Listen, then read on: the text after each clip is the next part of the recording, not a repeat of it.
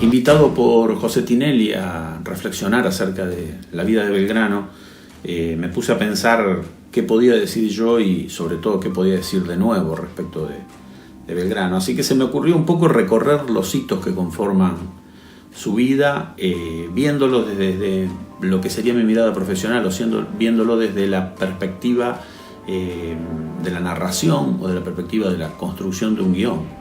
Lo primero que encontré es que se trata de un personaje con una capacidad intelectual superior, lo cual pone al límite la carga empática. Es un personaje que tiene la capacidad como para llevar adelante cualquier causa, casi podríamos considerarlo un superhéroe desde el punto de vista narrativo.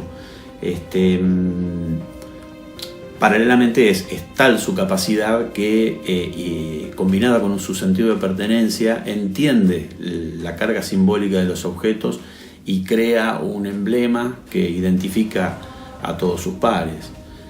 Ahí, digamos, pone en juego su capacidad. Hay un elemento que podría jugarse de manera narrativa porque es capaz de crear algo que identifica a todo su pueblo.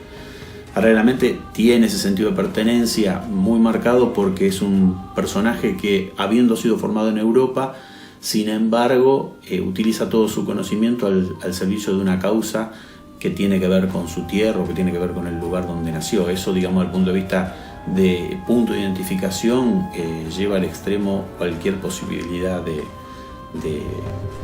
sentirse identificado. Una de las cosas que a mí siempre me llamó la atención de Belgrano fue esta posición un poco ingenua con respecto a la bandera, ¿no? O sea, el hecho, no ingenuo en el sentido de que no sabía lo que estaba haciendo, sino esa postura un poco voluntariosa, esa postura muy de, bueno, hagámoslo.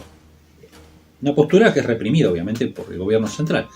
Pero siempre me llamó la atención esa cuestión tan luminosa hoy y que sin embargo fue muy oscura en su momento. No fue un hecho como lo pensamos hoy.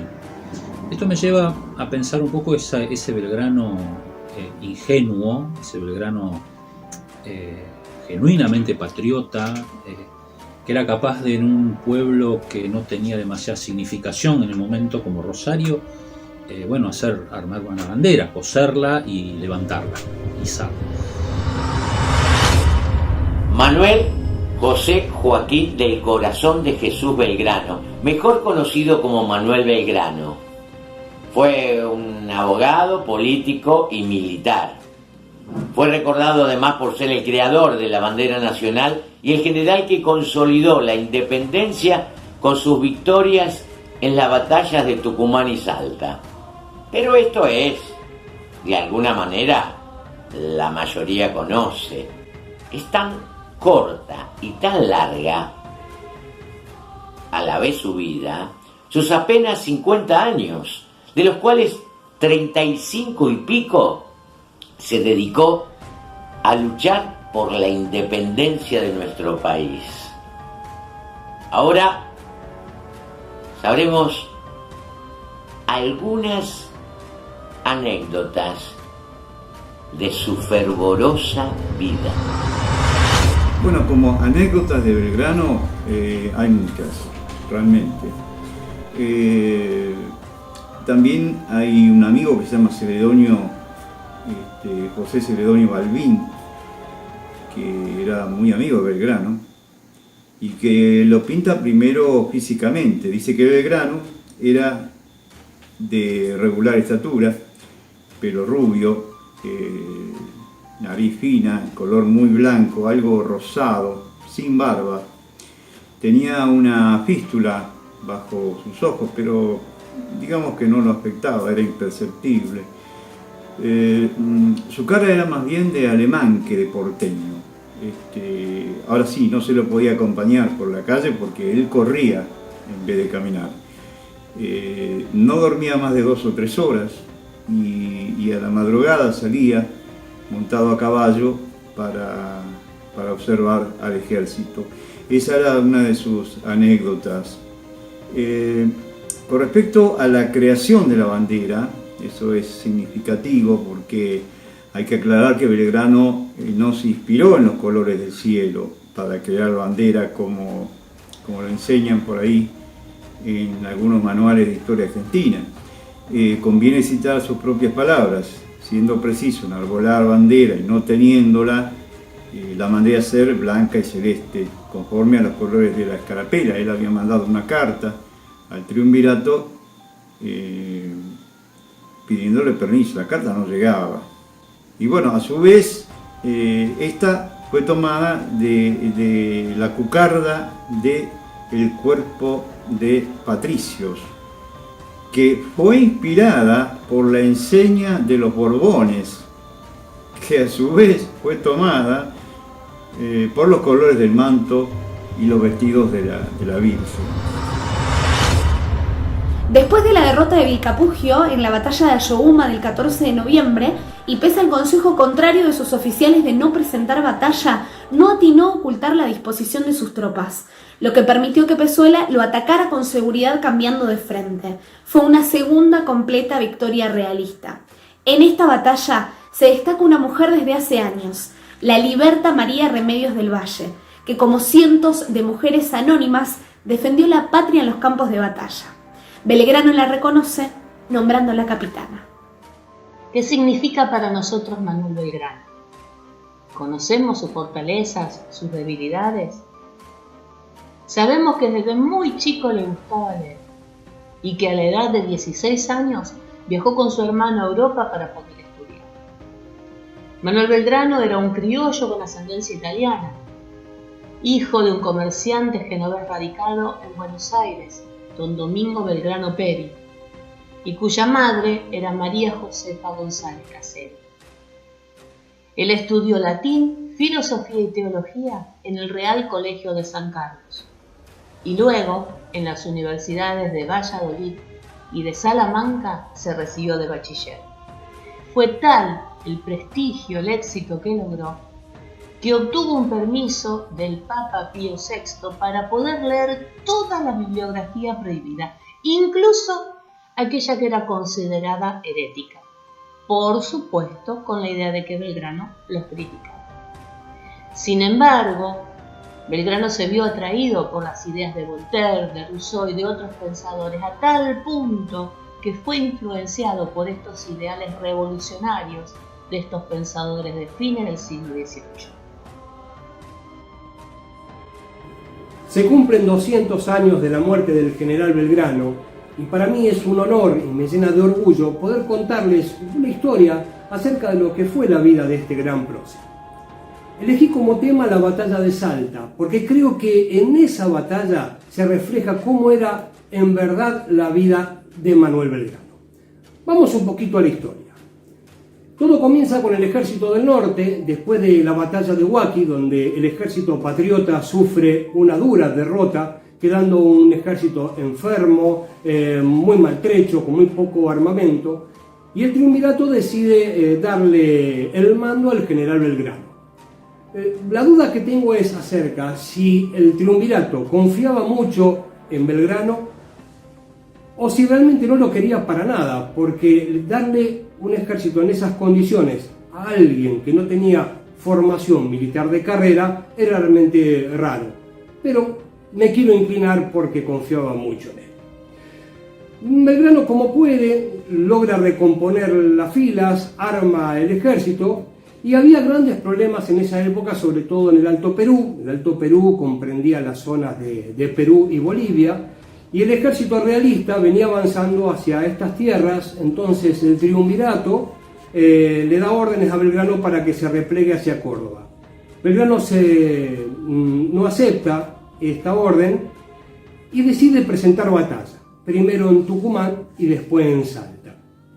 En la batalla de Salta, precisamente, Belgrano se encontraba muy enfermo. Él estaba dirigiendo la batalla desde una carreta, vomitando sangre, y por momentos hasta perdía la conciencia. Le costaba muchísimo mantenerse en pie. Como pudo, se levantó, se subió a un caballo y fue al campo de batalla. Esa batalla la ganó Belgrano. Y realmente marcó una serie de hechos importantísimos. La batalla de Salta ocurrió un 20 de febrero de 1813 y Belgrano enfrenta al brigadier Pío Tristán, persona que él conocía porque habían estudiado Derecho los dos en la Universidad de Salamanca. Fue victoria para las fuerzas patriotas y tuvo un significado importantísimo esa victoria. Primero, fue crucial para poder recuperar territorio en el Alto Perú. Después, podemos decir que fue la primera vez que se enarboló la bandera argentina con los colores celeste y blanco, bandera que era rechazada por el gobierno, pero que luego tuvieron que aceptar, motivado por las victorias. Fue la primera y única vez que un ejército invasor se rinde en pleno campo de batalla. Ahora vamos a los gestos que tuvo Belgrano en esta batalla.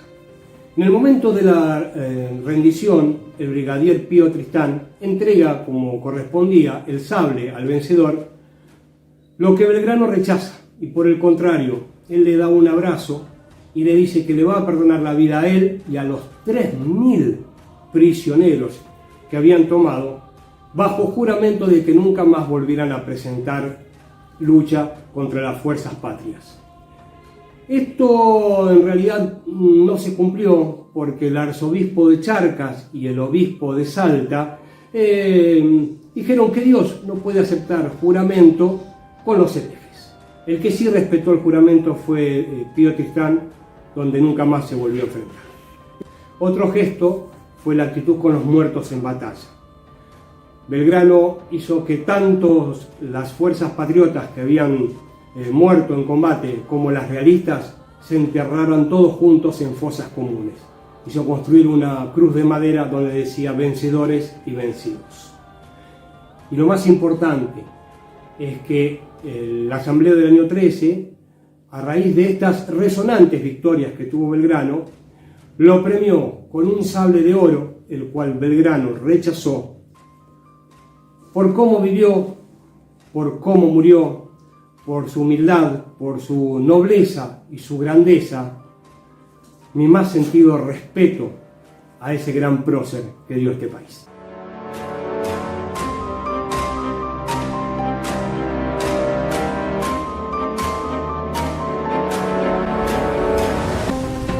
Manuel Belgrano, reacio a los premios. Cuando la Asamblea Constituyente votó a su favor un premio de 40.000 pesos en fincas del Estado, enterado de esa decisión, Belgrano le responde: he creído propio de mi honor y de los deseos que me inflaman por la prosperidad de mi patria, destinar los expresados 40.000 pesos para la dotación de 4 escuelas públicas de primeras letras en que se enseña a leer y escribir la aritmética, la doctrina cristiana, los primeros rudimentos de los derechos del hombre en la sociedad. Manuel Belgrano. Paralelamente, ya desde el punto de vista de la acción, del recorrido del héroe, podemos decir que Belgrano es un personaje que tiene tal valentía que, no siendo soldado, se suma al ejército para defender su causa, y que además es tal su autonomía de decisión que se enfrenta al poder central y lo desobedece en pos de llevar a cabo los ideales que cree que son necesarios para su patria. Belgrano de alguna manera también reúne condiciones que a la vista de nuestros días son sumamente significativas. Está del lado de los débiles.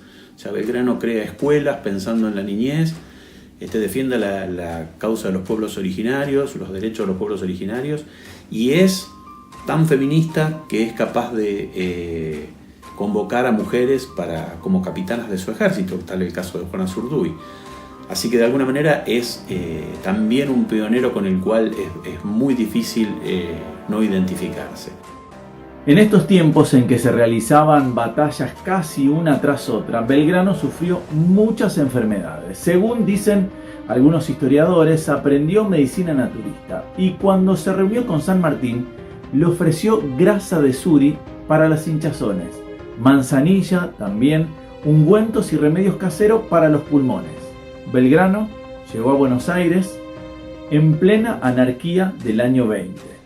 ya seriamente enfermo de hidropesía. Belgrano no la estaba pasando muy bien.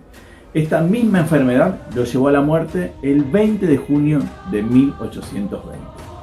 En su lecho final, en su lecho de muerte, examinado por el médico escocés Joseph Redhead, que lo atendió en su casa, al no poder pagarle por sus servicios, porque en ese momento Belgrano estaba sumido en su máxima pobreza. Belgrano no la estaba pasando muy bien, y él había asumido ese momento por el que pasaba. Entonces Belgrano quiso darle, escuchen esto, quiso darle un reloj como pago, y ante la negativa del médico, ante la negativa del galeno para cobrarle, Belgrano tomó su mano, puso su reloj dentro de ella y así le agradeció por sus servicios. Imagínense en ese momento Belgrano y el galeno. Se trataba de un reloj de bolsillo, cadena, de oro y esmalte que el rey Jorge III de Inglaterra había obsequiado a Belgrano en algún momento. Una de las últimas frases de Belgrano fue de esperanza, a pesar de los malos momentos que pasaba tanto él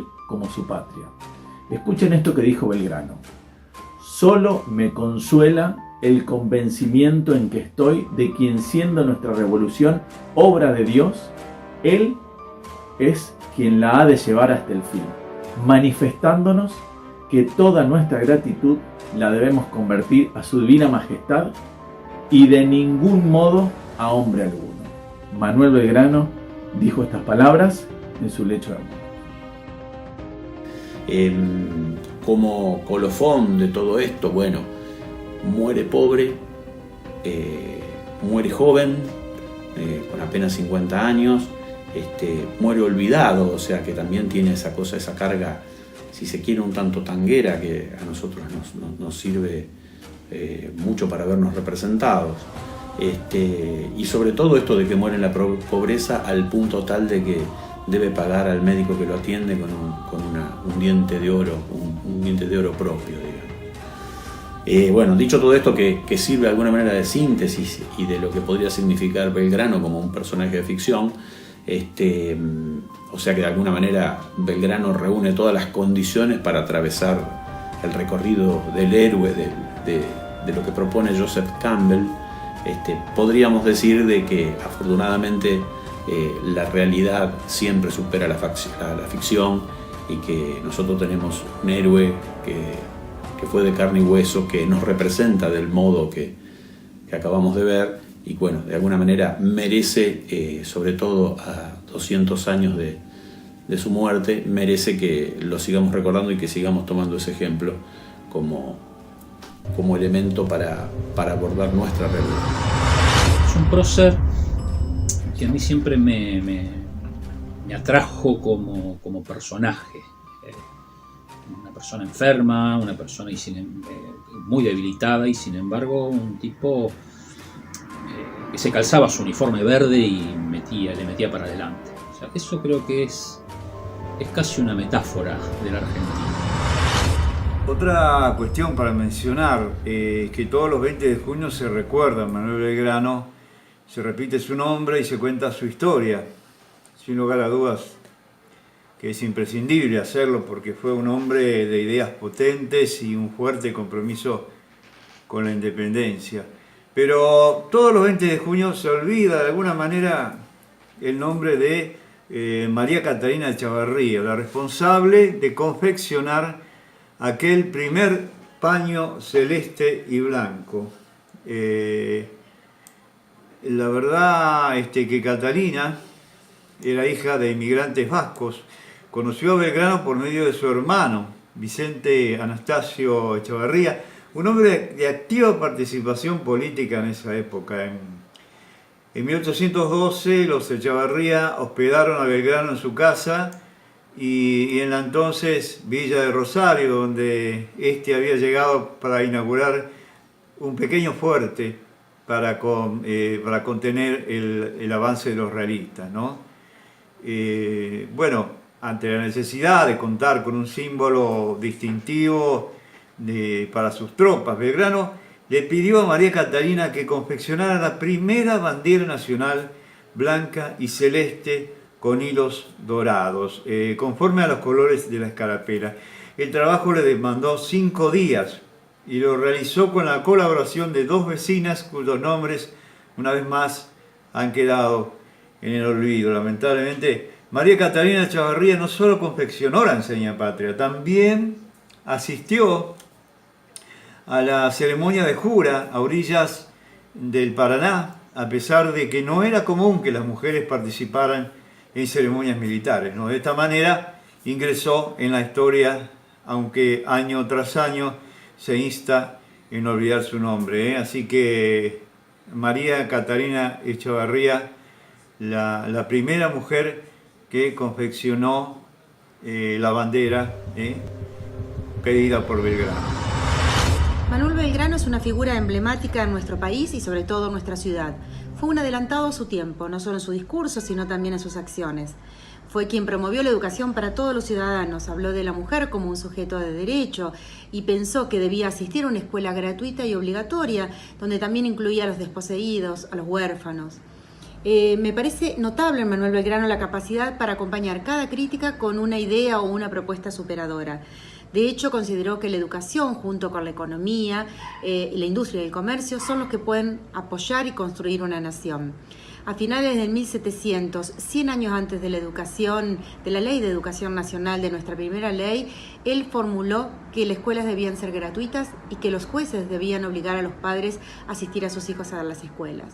Creó la Escuela de Náutica, de Geometría, y consideraba que todos los profesionales que allí asistieran debían conocer, por ejemplo, el arte del dibujo para poder entender su misma profesión.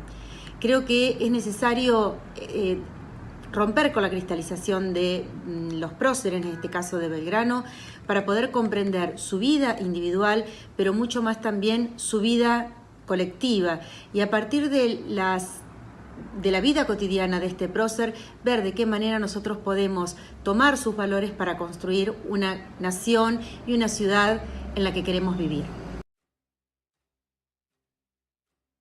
Hola, soy Elisa Caballero Rossi, directora de Villa Hortensia.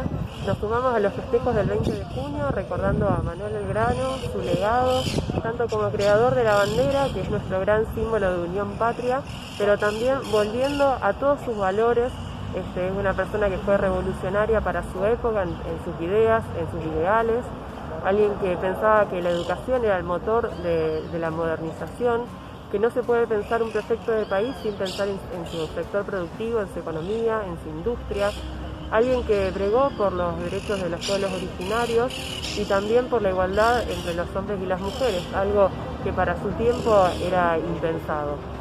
Consideramos que volver a Belgrano es poder pensar hoy una Rosario de cara al futuro con los valores más firmes y más leales para nuestro futuro.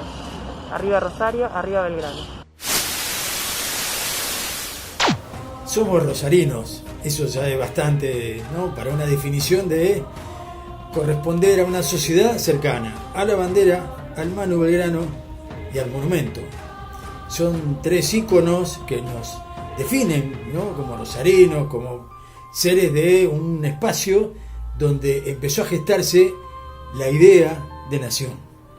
El Manu viene para acá, camino al norte, ¿no?, y la clava, ¿no?, enarbora la bandera y dice, es por acá. Y así se define junto a 2 baterías que con 2 nombres que meten miedito, libertad e independencia.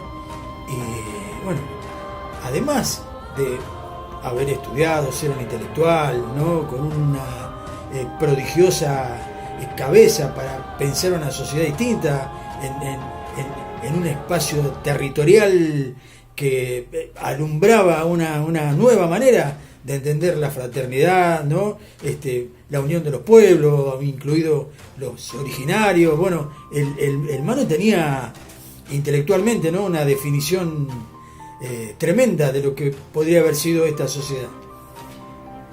Con estas 2 baterías y con la bandera, él después parte y cuando vuelve sigue siendo el mismo hombre que ilusionó a sus soldados, ¿no?, a quienes lo acompañaban, y entregó todo lo que tenía. De manera que hablar de él es hablar de lo mejor de un argentino que se esperanza en identificarse con alguien. Creo que el Manu tiene eso, ¿no? Difícilmente alguien opine distinto, ¿no? Así que bueno, y nosotros con nuestra mínima experiencia, hace 22 años, ¿no?, que arrancamos con 1 metro para volver a empezar, que era una manera de recordarlo, de honrarlo, sentirlo, ¿no? El Manu Belgrano lo hemos bajado del bronce, del mástil, y quedó aquí a la altura de la mano de los pibes, del alma de los pibes, acompañado por sus docentes, en el patio de cada escuela, con los padres, con los abuelos, en su barrio, en cada localidad, tanto en Rosario como en cada localidad argentina, aún los argentinos en el exterior. Todos han sentido y sienten que se corresponden en cada retazo a una identidad mínima en algunos casos y colectiva en otros, ¿no? Cada retazo simboliza un individuo o un grupo. Ahora, entre todos juntos, cosido, que eso hicimos a partir del año 99, volver a cosernos como sociedad, íbamos camino al 2001 cuando empezamos. No lo sabíamos, ¿no? Ocurrió. Fue un emergente de un momento histórico y social determinado. Bueno, alto en el cielo con los pibes y los jóvenes en particular, con mucha alegría, con mucho orgullo, con mucha identidad, con mucho respeto, ¿no? A pesar de que uno le pone todo el humor posible como para que la carga emocional no sea tan fuerte, porque no es sencillo, ¿no? Uno ha transitado todos estos 22 años de la mano de mucha gente maravillosa y que ha creado algo bellísimo, que fue la bandera más grande y unida del mundo. No para ganarle a ninguna, porque nunca fue una competencia, sí por el amor que se le dispensa y para que entren todos. Alta en el cielo ha tratado de igualar. Eso ha logrado quien la llevaba, ¿no? Quien la despliega, quien la cose, siente que es igual el intelectual, el analfabeto, el rico, el pobre, el alto, el bajo, el de adentro, el de afuera, aún los extranjeros que también la han portado y la han cosido, porque es un acto de hermandad. De manera que de una figura como el Manu Belgrano, con una creación tremenda, como es la bandera, ¿no? Esa que todos los días está en los patios de las escuelas y acompaña a los hijos, ¿no?, de todos en este sueño colectivo y en esta manera, por ejemplo, ¿no?, que se tiene aquí en particular de permitirle a los pibes prometerle a la bandera, ¿no?, aún en esta situación de pandemia, es hermoso. Así que en esta oportunidad que tienen todos los padres y los adultos de ver en sus hijos esa promesa que le devuelve un acto, una mínima porción de esperanza, uno vuelve a ilusionarse como siempre, ¿verdad? Así que bueno, en este recuerdo que tenemos para el Manu, junto con Alta en el cielo, honramos su memoria y estamos más que agradecidos a su figura y a todo lo que hizo por habernos soñado. Y si nosotros somos su sueño, la verdad, ha sido bellísimo. Uno de los mejores, no sé si el padre, como él bien dijo, pero uno de sus mejores hijos. De la patria, sin duda. Gracias, Manu.